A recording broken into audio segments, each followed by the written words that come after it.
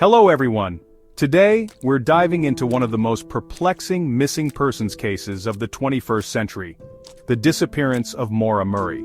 A case that began on a cold February evening in 2004 and continues to baffle investigators to this day. Maura Murray was a 21-year-old nursing student at the University of Massachusetts Amherst. Bright, athletic, and with a promising future ahead of her, Maura's disappearance would spark countless theories and leave her family searching for answers for over 2 decades. To understand what transpired on February 9, 2004, we must examine the days leading up to Maura's disappearance. On February 5th, Maura spoke with her older sister about a minor car accident involving her father's vehicle. 3 days later, she received a mysterious phone call during her security shift at UMass, which left her in tears, a detail that investigators would later scrutinize extensively. On Monday, February 9th, Maura began taking actions that no one could quite explain. She emailed her professors claiming there had been a death in the family and she needed to take a week off. She packed up her dorm room, withdrawing $280 from her bank account, and purchased nearly $40 worth of alcohol at a local liquor store. Then, without telling anyone her plans, she drove north in her black Saturn sedan. At approximately 7:27 p.m. on a dark winding road in Haverhill, New Hampshire, Maura's car spun out at a sharp curve known as the Weathered Barn Corner. A local bus driver, Butch Atwood, stopped to offer help. Maura declined, telling him she'd already called AAA.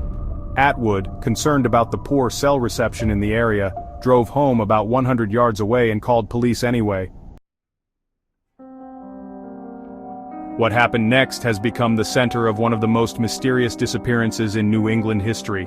When police arrived at 7:46 p.m., just minutes after Atwood's call, they found Maura's car locked and abandoned. Inside was a box of wine, some of it spilled on the driver's seat, and her debit cards and cell phone were missing. But Maura herself had vanished.